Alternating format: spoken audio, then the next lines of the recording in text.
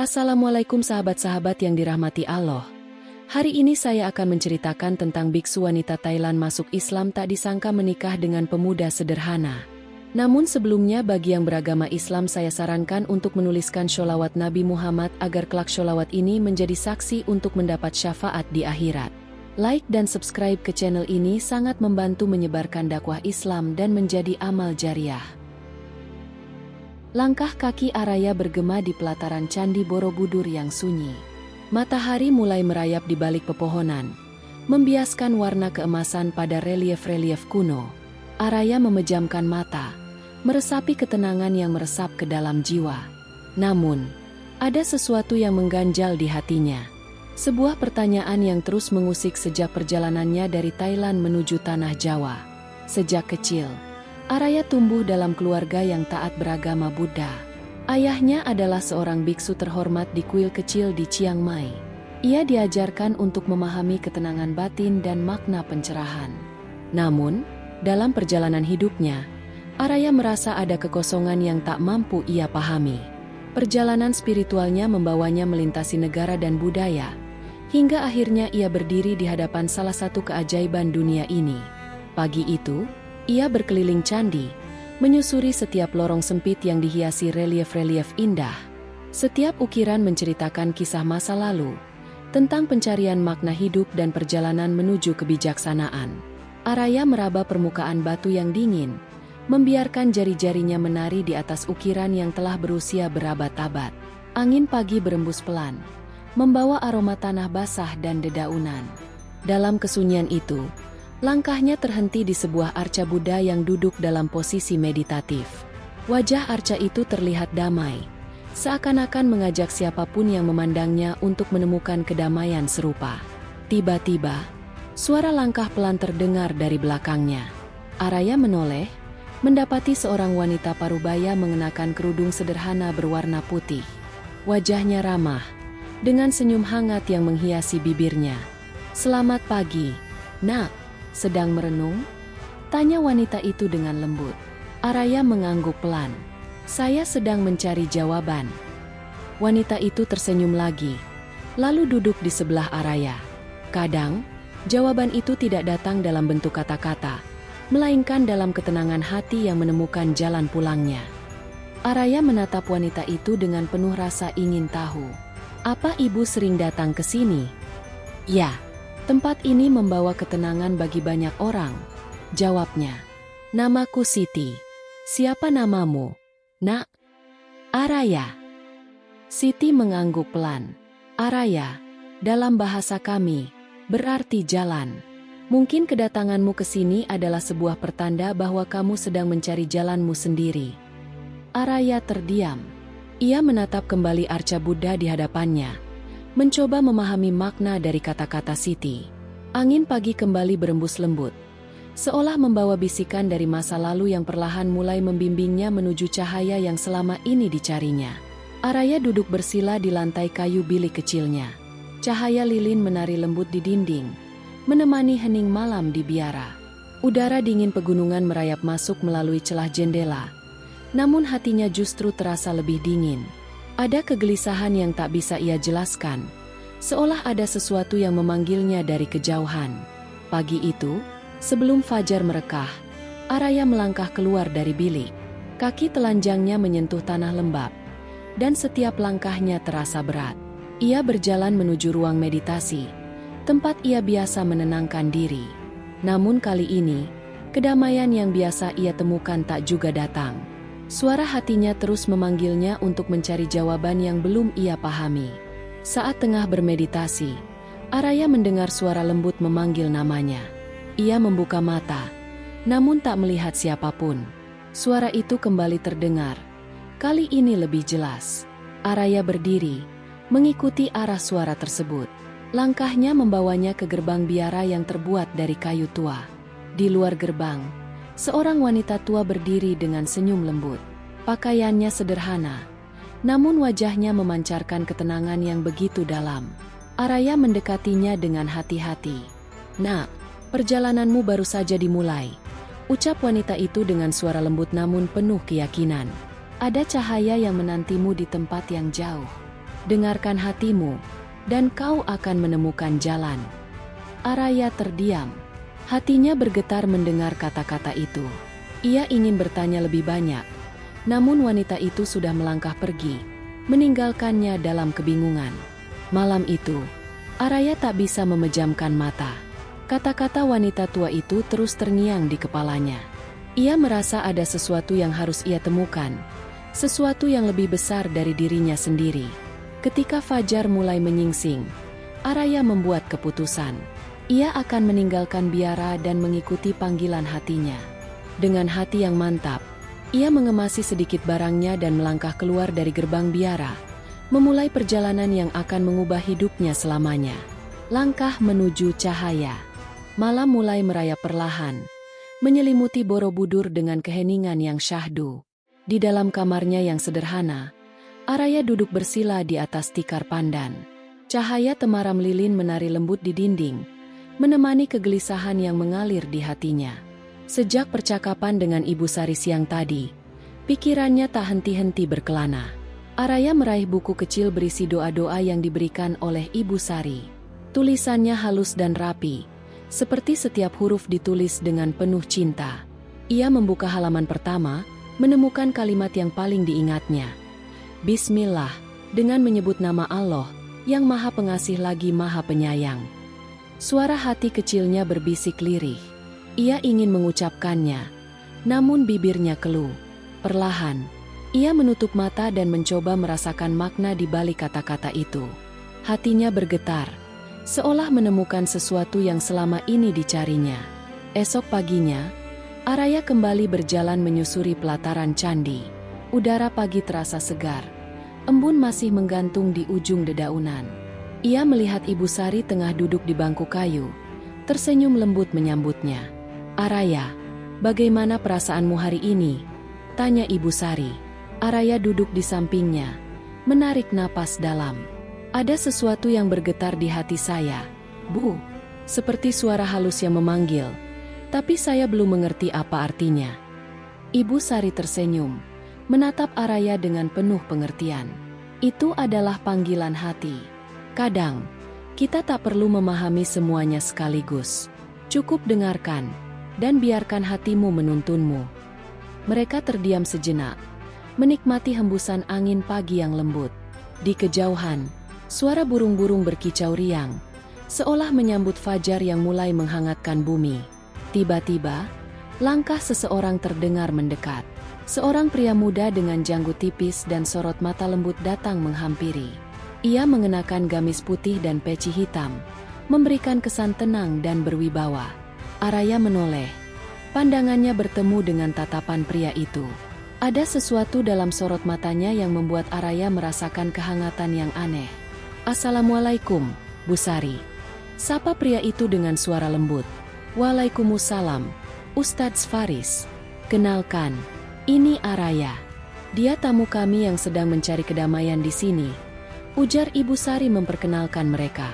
Faris menatap Araya, tersenyum ramah.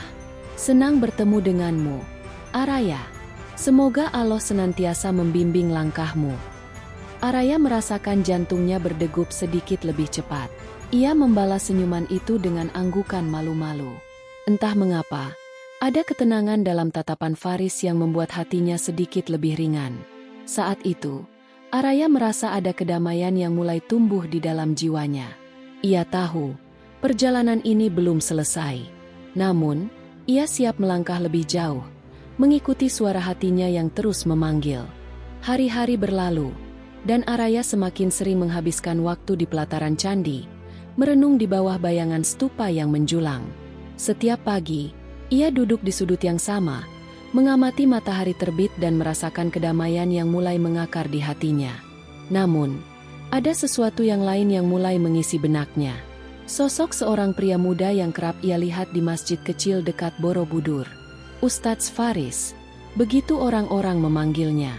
Ia adalah pemuda yang lembut dan berwibawa, dengan senyum menenangkan yang seakan mampu meredakan gelisah siapapun yang bertemu dengannya. Araya pertama kali melihatnya saat mengikuti Ibu Sari untuk mendengarkan ceramah di masjid. Sejak saat itu, entah mengapa, Bayangan pria itu kerap muncul di benaknya. Suatu pagi, Araya menemukan dirinya berjalan menuju masjid kecil itu. Ia tidak tahu pasti apa yang membawanya ke sana, tapi langkah kakinya terasa ringan, seolah hatinya sudah lebih dulu tahu kemana ia harus melangkah. Di depan masjid, ia melihat Ustadz Faris tengah menyapu halaman. Cahaya pagi memantulkan kilau lembut di wajahnya yang bersih. Araya berdiri mematung, tak tahu harus berbuat apa. "Assalamualaikum," sapa Ustadz Faris. Suaranya lembut namun jelas. Araya tersentak, buru-buru menunduk. "Waalaikumsalam." Suaranya nyaris tak terdengar. Faris tersenyum. "Araya, bukan? Saya sering melihatmu bersama Ibu Sari. Ada yang bisa saya bantu?" Araya mengangguk pelan, mencari kata-kata yang tepat. Saya ingin tahu lebih banyak tentang doa-doa yang diajarkan Ibu Sari."